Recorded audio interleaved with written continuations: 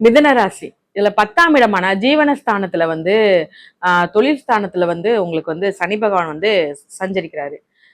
இதுல என்ன மாதிரியான பலன்கள் இருக்கு நம்ம பார்த்தோம்னா, முதல்ல வந்து தொழில் வேலை எல்லாமே நல்லா இருக்கும். அதாவது பாத்தீங்கன்னா இதற்கு முன்னாடி வந்து கொஞ்சம் ரொம்ப டவுனா ஓடிக்கிட்டு இருந்திருக்கும். ஏன்னா அதாவது முன்னாடி ஸ்டார்டிங்ல இருந்து நல்லா ஓடிக்கிட்டே இருந்துச்சு. நடுவுல வந்து பாத்தீங்கன்னா கொஞ்சம் கேப் எடுத்திருப்பீங்க.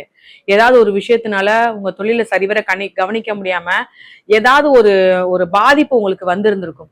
இதுல பழையபடி நீங்க போய் தொழில ஆரம்பிக்கும் போது உங்க தொழில நீங்க பார்க்கும்போது ஏதாவது பழைய அந்த ஒரு முன்னாடி உள்ள ஓட்டம் இருந்திருக்காது.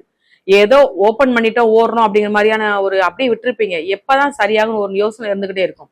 உங்களுக்கு இந்த சனி பயிற்சி எப்படி கொடுக்குறாரு அப்படின்னா, ஒரு ஜீவனஸ்தானத்துல தான் உட்காராரு. அப்படிங்கும்போது அதுக்கு உண்டான வழி லாபத்தை கொடுக்குறாரு. நீ இது வரைக்கும் முன்னாடிலாம் நல்லா ஓடிச்ச பழையபடி இப்படி ஆயிடுச்சுல, பழையபடி உனக்கு நல்லதா நான் திருப்பி கொடுக்குறேங்க மாதிரியான ஒரு தொழில் ஓட்டத்தை கொடுக்குறாரு. தொழில் ஓட்டம் நீங்க அப்படி அதாவது எப்பேற்பட்ட ஆள்னா தொழிலுக்கு ரொம்பவே முக்கியத்துவம் கொடுக்குற ஒரு ஆள். சும்மா நானும் பேருக்கு ஒரு தொழில் ஆரம்பிச்சிட்டேன், நம்ம பாட்டுக்கு வேலை பார்ப்போம் செய்வோம் அப்படிங்க மாதிரிலாம் இல்லை. ரொம்ப இம்பார்ட்டன்ட். அந்த இடத்துல கோவில் மாதிரி யூஸ் பண்ணுவீங்க, கோவில் மாதிரி வச்சிருப்பீங்க. அதே மாதிரி நீங்க உங்களுக்கு என்ன அலுப்பா இருக்கட்டும், எந்த ஊருக்கு எங்கேயாவது வெளியூர் போயிட்டு வந்தாலும் சரி, உடல் சுகநிலை இல்லை எதுனாலும் சரி, உங்களுக்கு வந்து உங்களுடைய அலுவலகத்துல போய் உட்காந்துடணும். உங்க சொந்த தொழில் பண்ற இடத்துல போய் நீங்க போய் உட்காந்துடணும். அது எவ்வளவு அலுப்பா இருந்தாலும் உங்க வேலையை நீங்க பார்க்கணும்னு நினைப்பீங்க. எல்லாரும் சொல்லுவாங்க ஓய்வு எடுத்துக்கோங்க, எதுக்கு உடம்பு முடியாதோட பண்ணீங்கன்னா, இல்ல எனக்கு வேலை முக்கியம், நான் கண்டிப்பா உட்காருவேன்னு போய் உட்காந்துருவீங்க. அதெல்லாம் நீங்க பொருட்படுத்தவே மாட்டீங்க. உடல்நிலை, சொந்த பந்தம்ல இருந்து எல்லாமே 2வது பட்சம்தான். ஏன்னா உங்க தொழில் மேல உங்களுக்கு அவ்வளவு மரியாதை.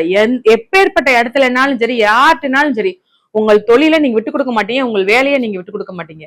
அப்படி உள்ள பர்சனுக்கு இந்த சனி பயிற்சி ரொம்ப அருமையான ஒரு பலன்களை கொடுக்குறாரு. 2வது வேலையில வேலை பார்த்துக்கிற இடத்துலயும் சரி, உங்க மேல ஒரு மதிப்பு மரியாதை இருக்கும்.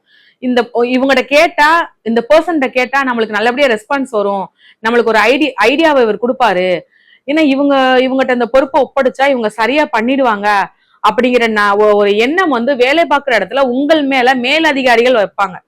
நீங்கள் உங்களோட வேலையை மட்டுமே பார்க்க மாட்டீங்க, உங்கள் சுற்றி இருக்கிற சக ஊழியர்கள் ஏதேனும் ஒரு உதவி கேட்டாலும் சரி, ஏதேனும் ஒரு வகையில அவங்களுக்கு உதவி செஞ்சுக்கிட்டே இருப்பீங்க. ஸோ ஈஸியா நீங்க எல்லாருக்கூடயுமே பழகிடுவீங்க. உங்கள் மேல யாராவது ரொம்ப கோவப்படுறாங்க, எரிச்சல் படுறாங்கன்னா உங்க மேலுள்ள பொறாமையினாலதான். இல்ல நீங்க ஈஸியா வந்து வின் பண்ணி இவங்கன்னா ரொம்ப கஷ்டப்படாம ஈஸியா வந்துட்டாங்களே அப்படிங்கிற ஒரு பார்வை எல்லாரு மேலயும் உங்க மேல எல்லாருக்கும் இருக்கும். ஆனா உங்களுடைய கஷ்டம் உங்க கூட இருந்தவங்களுக்கு மட்டும்தான் தெரியும், நீங்க எவ்வளவு தூரம் கஷ்டத்தை அப்படியே மேட்ச் பண்ணி கொண்டு வந்தீங்கன்னு சொல்லி. அவ்வளவு தூரம் கஷ்டப்பட்டு வந்தாலும் நீங்க ஈஸியா அழுக மாட்டீங்க. ஏன்னா எந்த ஒரு இடத்துலயுமே நீங்க அழுதீங்க அப்படின்னா அப்பதான் ஏதோ பிரச்சனை பெருசா இருக்குன்னு அர்த்தம், அப்படின்னா ஏதோ ஒரு லாஸ் ஆயிருக்கு. ஏன்னா எவ்வளவு பெரிய பிரச்சனைனாலும் அழுக மாட்டீங்க. முடியாத பட்சத்துல, ரொம்ப முடியாத பட்சத்துல உங்க கண்ணுல இருந்து அந்த கண்ணீர் வரும். அப்பதான் ரொம்ப சீரியஸா இருக்கு, ஏதோ ஒரு விஷயம் சீரியஸா இருக்குங்கிற ஒரு யோசனையே அந்த இடத்துல வரும். ரொம்ப ஸ்ட்ராங்கான பர்சன். ஒரு ஆணா இருந்தாலும் சரி, ஒரு பெண்ணா இருந்தாலும் சரி.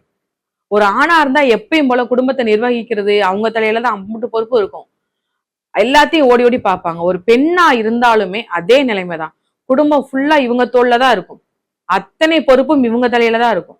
இவங்க வயசானவங்களா இருக்கட்டுமே, ஒரு ஏஜான பொண்ணா இருந்தாலும் சரி, ஒரு டீனேஜ் கேர்ளா இருந்தாலும் சரி, இல்ல ஒரு வயசான அம்மாவா இருந்தாலும் சரி, அத்தனை பொறுப்பும் இவங்க மேலதான் இருக்கும். இன்னமும் அவங்க உழைப்புன்னு ஓடிக்கிட்டு தான் இருப்பாங்க. ஒரு 50 வயசா இருக்கட்டும், 55 வயசு, 60 வயசு, இன்னமும் அவங்க ஓடிக்கிட்டு தான் இருப்பாங்க. அவங்களை ஓய்வு கொடுத்து உட்கார வைக்கிறதுனால கூட உட்கார மாட்டாங்க. எனக்கு உழைக்க பிடிச்சிருக்கு, நான் எப்ப என்னோட அதாவது என்னோட ஆயுள் முடிய தண்ணிக்கு என் உழைப்பு தான், எனக்கு என் உழைப்பு தான், நான் யார் கையும் எதிர்பார்க்க மாட்டேங்கிற ஒரு எண்ணம் உங்களுக்கு எப்பவுமே இருக்கும். என் உழைப்பை வச்சு நான் என்னைய காப்பாத்திக்கிறேன்னு ஒரு எண்ணம் உங்களுக்கு எப்பவுமே இருக்கும். அது எப்பவுமே உங்களை கைவிடாது. சோ உங்களுக்கு தொழில் வேலை அருமையா கை கொடுக்குது. வெளிநாட்டு யோகம் அருமையா இருக்குது. ஏன்னா ஏஜ் ஆயிடுச்சுன்னா நீங்க யோசிக்கவே மாட்டீங்க. ஆணா இருந்தாலும் சரி, பெண்ணா இருந்தாலும் சரி, உங்களுக்கு வந்து உங்களுக்கு வந்து எப்பவுமே ஏஜ் டீனேஜ் பிள்ளை, டீனேஜ் பையன் அப்படிங்கிற மாதிரி ஏஜ்ல தான் நீங்க யோசிப்பீங்க. வயசாயிடுச்சு நம்ம போய் இதை போய் கத்துக்கலாமா, நம்ம இப்படி இருக்கலாம் ஒரு எண்ணமே உங்களுக்கு வராது. உங்க ஏஜுக்கெல்லாம் அப்பாற்பட்டு தான் நீங்க யோசிப்பீங்க. நம்மளுக்கு என்ன ஏஜ் இருக்கு, நம்ம இன்னும் நிறைய பண்ண வேண்டியது இருக்கு, சுறுசுறுப்பா இருக்கணும், ரொம்ப ரொம்ப ரொம்ப யோசிப்பீங்க ஃபியூச்சருக்கு எல்லாம் பண்ணணும் அப்படின்னு சொல்லிட்டு. இந்த மாதிரியான நிறைய பிளஸ்ஸான விஷயங்களை இந்த சனி பகவான் உங்களுக்கு எல்லாத்தையும் அமைச்சு கொடுப்பாரு. எந்த ஒரு குழப்பத்தை எதுவுமே இல்லை. ஆனா நீங்க எதுல கவனமா இருக்கணும் அப்படின்னா, உங்கள் பேச்சுல மட்டும்தான் நீங்க கவனமா இருக்கணும்.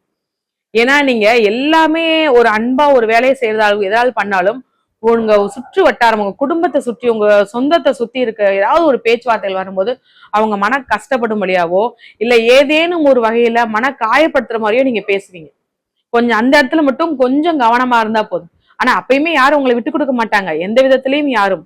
ஆனாலும் கொஞ்சம் கவனமா இருக்கணும். நீங்க பேசுற வார்த்தைகள் மத்தவங்களுக்கு எவ்வளவு தூரம் காயப்படுத்துதுங்கிறத புரிய வைக்கணும். அதனால கொஞ்சம் அதை மட்டும் கவனமா பாத்துக்கோங்க. மத்தபடி எந்த கணவன் மனைவிக்குள்ள ஒற்றுமை இருக்கும். சண்டையா இருந்தாலும் அடுத்த நிமிஷம் சமாதானமாகி எந்தவித பிரச்சனையுமே இருக்காது.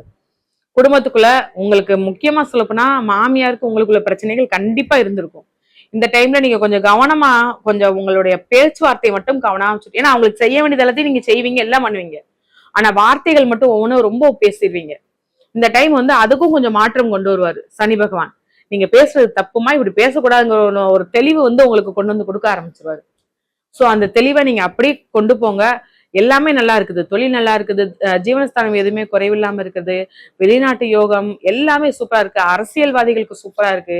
இந்த டைம் ஒரு அரசியல்வாதியா இருக்கீங்க, ஏற்கனவே இந்த இடத்துல எனக்கு டெபாசிட் போயிடுச்சு, ஏதாவது ஒரு நார்மலா ஒரு சின்ன சின்ன தேர்தல் கூட நின்று கூட என்னால வாக்கு சேகரிக்க முடியலன்னு சொல்றவங்களுக்கு மத்தியில இந்த டைம் நீங்க ஏற்கனவே நடந்துக்கிறத வச்சு உங்களுக்கு பேரும் புகழும் செல்வாக்கும் கிடைச்சிருக்கும். இதன் மூலமா அடுத்து நீங்க எந்த தேர்தல் கலந்துகிட்டாலும் உங்களுக்கு அது பெரிய வெற்றியை கொடுக்கிற மாதிரியான சூழ்நிலை தான் இனி வரும் காலங்கள்ல இருக்குது. உங்களுக்கு உடல் உபாதைகள்னு சொல்லி நம்ம பார்த்தோம்னா கண்டிப்பா உங்களுக்கு ஜீரண கோளாறும், அதாவது வாய்ப்புண்ணு, இந்த மாதிரியான விஷயங்கள் தான் உங்களுக்கு இருக்கும். ரொம்ப பெரிய அளவில் பிரச்சனைகள் கிடையாது.